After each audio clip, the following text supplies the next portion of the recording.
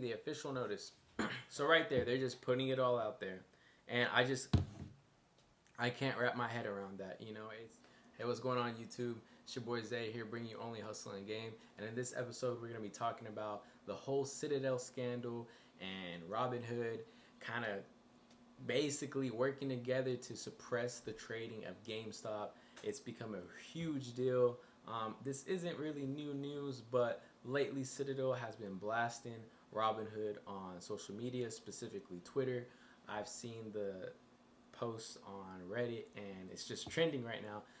People are saying to just send Ken Griffin to jail. Ken Griffin lied. All this crazy stuff, right? But there's an article right now out there by Beatz that I actually wanted to talk to you guys about, as well as just kind of go over the overall scandal itself.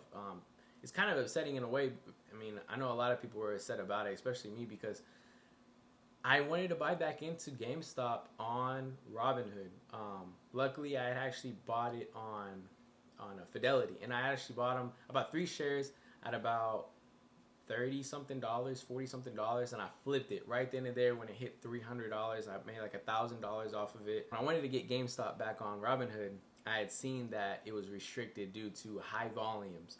So that was pretty crazy, you know, and back then when it was actually happening, it upset a lot of people, and I can't tell you how many times that Robinhood has restricted trading for a stock, or especially cryptocurrencies such as Dogecoin, or under maintenance. And it is kind of frustrating because I really do enjoy the platform. I like it. It's very easy to use, but that's why I diversify my portfolio. I have all these different brokerage apps that I use, right? Public, Webull, Fidelity, you know, Robinhood, of course.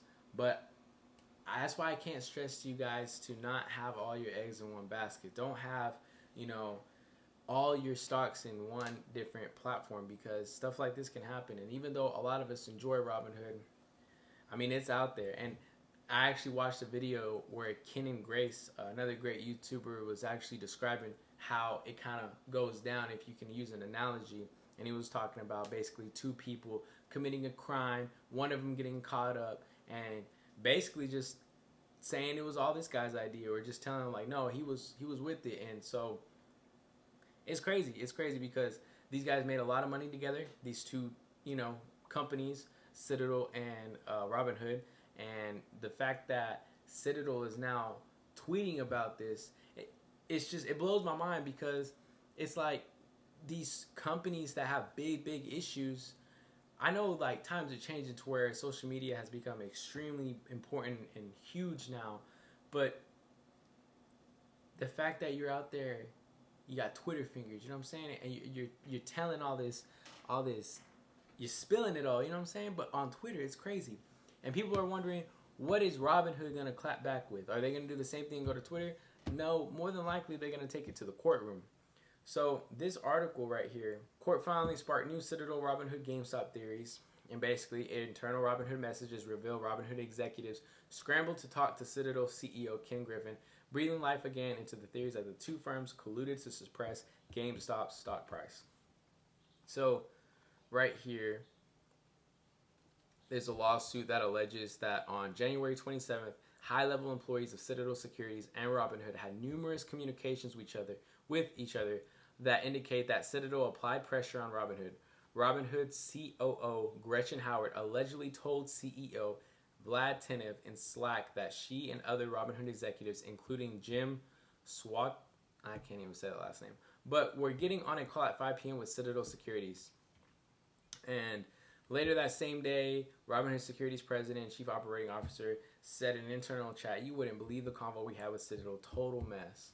So we go back to that post where Citadel is tweeting about, you know, what's going on, and they released an actual email where it says, "Saw a tweet that you guys are putting GME and AMC in close only. Fact or fiction?" Robinhood responds with, "Good morning, that is correct. Was just going to notify you AMC, GME, NOK, BB, NAKD, KOSS, EXPR, BBUI, and all PCO. These are all moving to closing only." That's what Citadel responded back with. And at the moment, yes, equities, options, can you send me the official notice? So right there, they're just putting it all out there. And I can't wrap my head around that. You know, it's like people get emotional and they just run to Twitter, not just everyday people, but big companies like this too. And this really does look like something you'd want to take to the courtroom and fight in court, because regardless, they're both guilty here, and it's not a secret. It hasn't been a secret. A lot of people had already had their theories about Robinhood and Citadel working together, but that just for me kind of validates why too I use a lot of different brokerages. And even though I still do enjoy Robinhood, I like to use it more for speculative trading, such as like penny stocks and things that might potentially blow. But honestly, with all this new information coming out, it makes me just really not want to use the platform at all. I mean, I got my Dogecoin on there, of course, and I'm not going to be able to get that on anytime soon until they release the wallets. So what I'm thinking about doing is I'm thinking about actually moving all of my Dogecoin from Robinhood and taking it to Gemini. Like I said, I probably will still be using the app more for speculative trading, but for my long-term holds and my long-term stocks and growth, those are all in different platforms, and I advise you guys to do the same. I mean, if you really still want to, like be cool with Robinhood, you can. I like the platform. Like I said, it's a great platform, but it's crazy just because I can't tell you guys how many times I had seen that message to where it was talking about, we've restricted trading due to high volume. The Dogecoin as well, under maintenance for crypto for so many hours, and it's just, there you go right here. Ken Griffin to jail. Ken Griffin lied. This was another part of that article that was pretty interesting. It says that the top results reminds readers of 2015, the year that Citadel Securities received its market maker status, and the same year the Shanghai stock market banned the company for trading for 4 years over malicious short selling. I mean, there's not much more else to say about Citadel and Robinhood, really. I mean, it's out there. People have seen it already. For me, it's just kind of, now what should I do with the actual app itself? You know what I mean? Like, I still enjoy it a lot, but it's just, I don't know. Kind of makes you get a little bit discouraged in the company, you know what I mean? So, I wonder what you guys think about this. Like I said, I'm sure you guys have seen it on Twitter, seen it on social media out there. But what are your thoughts on it? Are you going to continue to use Robinhood with this new information out there?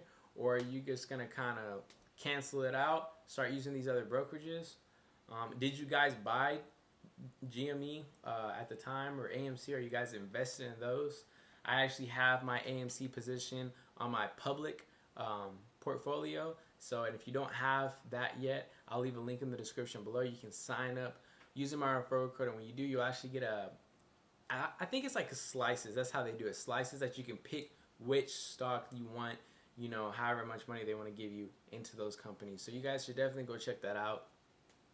But yeah, guys, the Citadel scandal, Robinhood scandal, it's crazy.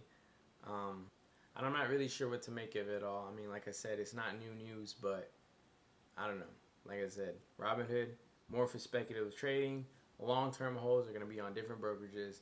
That's for sure. Hope you guys enjoyed this video. Like I said, I know you guys have probably seen it already, but I felt like I had to put my 2 cents in on that. But yeah, I'll see you guys in the next episode. Peace.